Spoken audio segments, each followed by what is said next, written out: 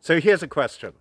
What does jungle warfare have to do with modern biodiversity restoration here on Waiheke Island? Hi, I'm Richard Margison. You know, I used to make my living as a British Army infantry officer, leading men and women on patrols just like that one. But these days, even though I'm more Grandad's Army than regular forces, I'm the owner of Tree Ltd, a biosecurity and eco-restoration service on Waiheke Island. And I'm so lucky to have my office out here.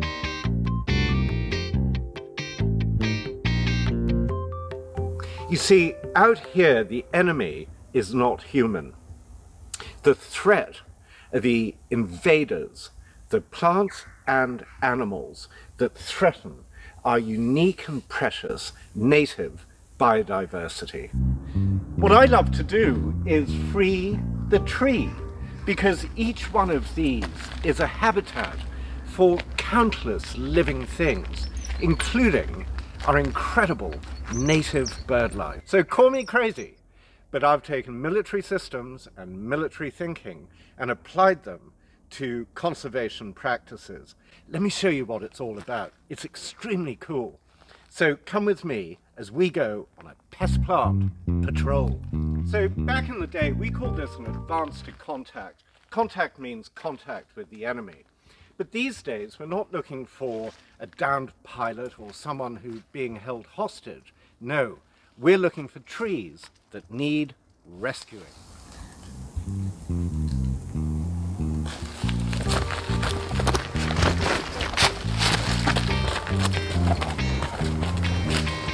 Oh, here we go. Pest plant species, contact! 20 meters down the track, put down, suppressing fire. I love the smell of cut and paste in the morning. To me, it smells like victory. Where am I? What happened? Oh, here we are, Waiheke Island. Sorry about that, guys.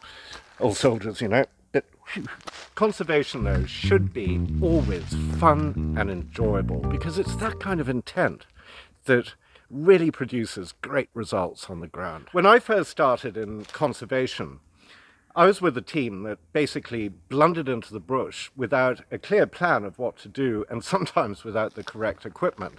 So as a former military leader and then as a current team leader, I realized very quickly that I had to keep my crew safe from the bush, and I had to keep the bush safe from the crew.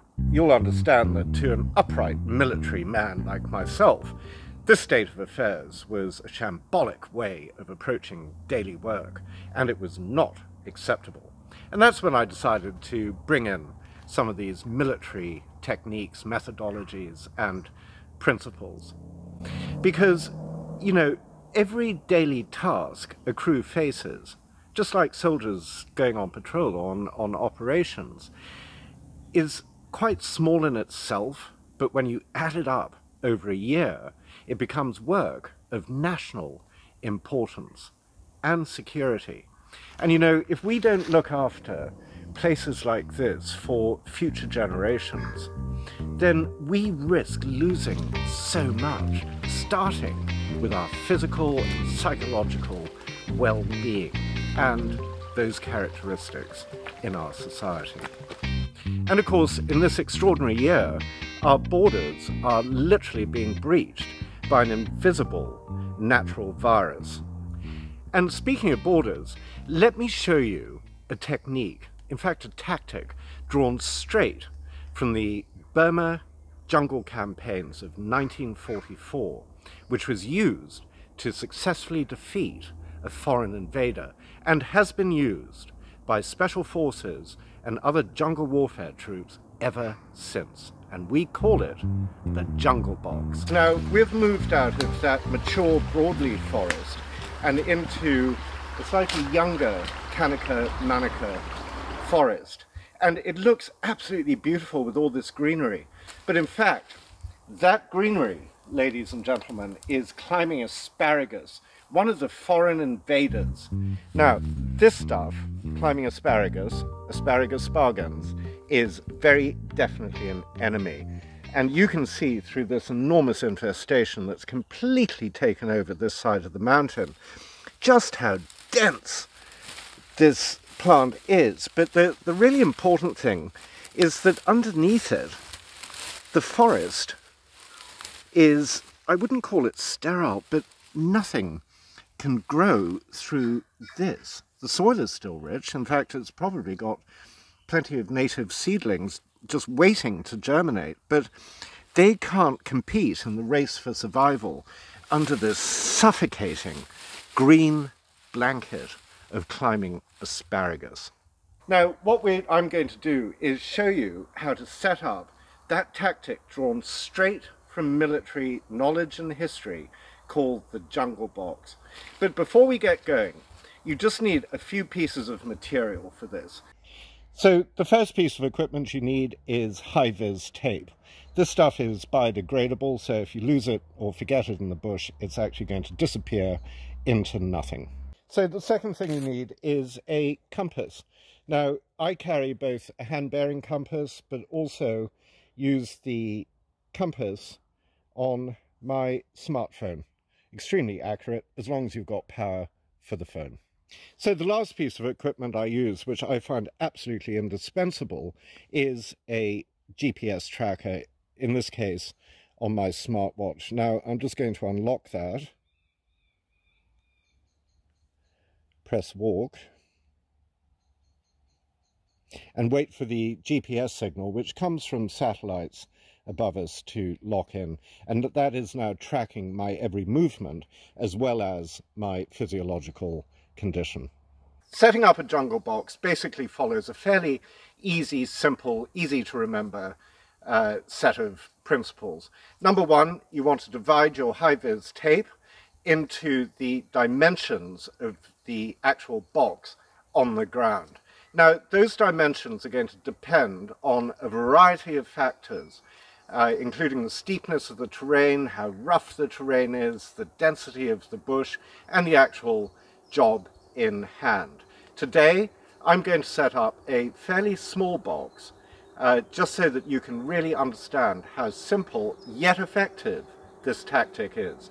So, having measured out the tape for your box, step 2 is to establish the base bearing, that is the compass bearing, of the base of your box, because everything is going to flow from that bearing. So in this case, I'm using the trail as the actual bearing, and that's on approximately 120 degrees southeast. So 90 degrees of that bearing is 30 degrees to the east and 210 degrees to the west. So those are going to be our primary bearings. So let's see how that works.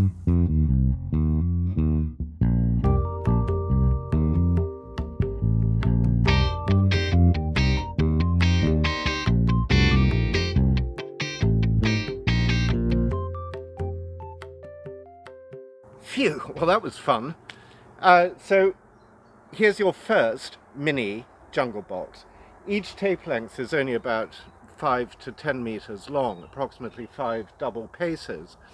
But the side tape lengths run up the hillside at 30 degrees each, and then the top tape runs across at 90 degrees to that, so 300 degrees to the west. And you'll see on the GPS that you actually achieve absolute 90-degree angles, which every box or rectangle has. Here at Tree Ltd, we don't just liberate trees that already are growing to maturity or trying to. We actually create the conditions for our native biodiversity to gain a foothold in order to flourish for future generations to enjoy. And you know, the Kiwi bush, just like jungles abroad, can be extremely dense and thick, and that produces two potential risks. Number one, crew can become disorientated very easily in situations like this. And number two, they can become disheartened because the scale of the problem seems so huge. So the jungle box is used to keep the crew grounded, together, and safe, to maximize their work effort, and then at the same time to win that critical psychological battle, to keep morale up and to chunk a big problem down into small grids. Okay, so the sun is setting, the evening chorus of bird life has begun, and it's time for this ex-soldier and happy but tired crew person to head for home. Right, here we are back at the car. We've emerged from the forest, muddy but unbowed, and it's time to put our kit away, take off the war gear, and head home for tea and medals.